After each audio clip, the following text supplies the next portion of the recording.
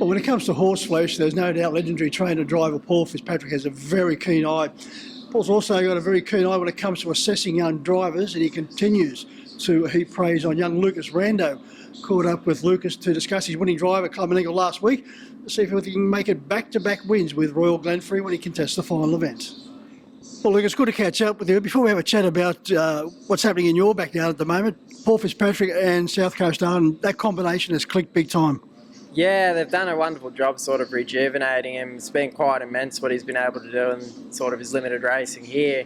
You don't find many horses that are capable of doing what he did the other night here when he sat 4 deep to 3 deep to the death. He just keeps coming. It's incredible. Yeah, 5 starts now for Paul, 4 wins, and no doubt Paul's starting to map out bigger and better races. Yeah, I'll be honest, I'm not too sure. They're sort of in two minds about whether to go to Queensland or not, but they've got plenty of options with him. With a horse of his calibre, it makes it, hell of a lot more fun to work out where you want to go with him. On horse Paul Fitzpatrick, it trains as the consistent Royal Glenferrie, and it's always the shortest way home, Lucas, along the pegs. Yeah, that's exactly right. It always feels pretty good when you get up the inside and win too.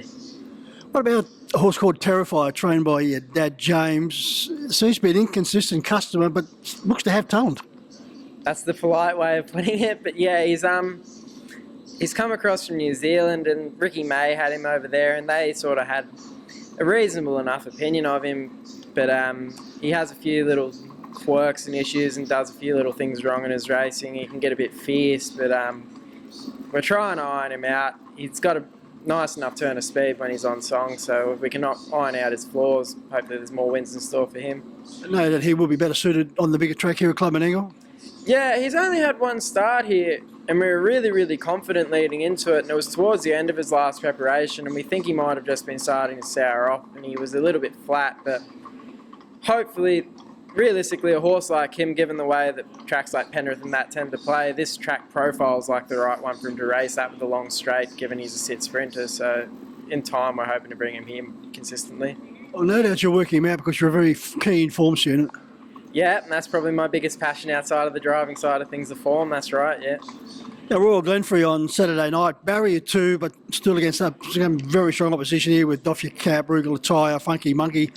It's going to be a tough task, but the draw is helpful.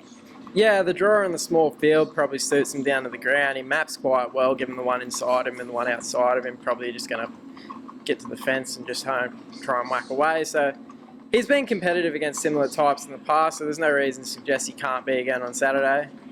30-plus winners. You're going along great guns over the last few months. Hopefully Royal Glenferrie will run a bowl race for you on Saturday night. Yeah, it'd be wonderful to get my first Metropolitan winner here, obviously. And he's probably the best chance I've had to do so. I've probably had a quieter season than I'd anticipated. I set myself reasonably high expectations and goals for this season. It's probably not gone all according to plan through one reason or another. Spent a fair bit of time in the room and on the sidelines, but hopefully if I can stay out of there and stay a little bit more consistent through the back half of the season, I can get a few more winners and drives under my belt. Yeah, that doesn't help spending time on holidays courtesy of the stewards, but as I mentioned in the introduction, Lucas, Paul Fitzpatrick has a very good opinion of your driving skills. Yeah, it's quite humbling sometimes hearing things like that, someone of Paul's stature and experience and someone that's achieved as much as he does. It's never fails to make an impression on me when I wear those colours. It always leaves me in awe when I pull them on. It's like you grow up idolising horses like Rowan Home and that, and then whenever I put them colours on, sometimes it still feels a little bit surreal. It's wonderful working with them. Him and Gavin have just completely revolutionised my driving. Then they've just given me an entire indescribable amount of will to keep doing this. There's times where it's been tough and it's hard to, as I said, it's hard to describe how important they've been to me and having them to fall back onto. And Blake's been brilliant to me too. And Sean, who probably doesn't get the raps he deserves, he's been very good to me as well. Yeah, a very strong team. Yeah, Sean Grayling there, you were mentioning. I'm a big fan of Sean's.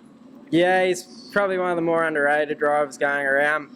It's just hard making it as a junior driver, but as a senior driver, the driving ranks are obviously as deep as they are in Sydney. It's hard to get a lot of opportunity. He's probably sometimes a little bit forgotten about, but he doesn't deserve to be. Well, Lucas, you're in the right camp. Being under the care of Paul Fitzpatrick, no doubt the winners will come. Yeah, I hope you're right. Thank you.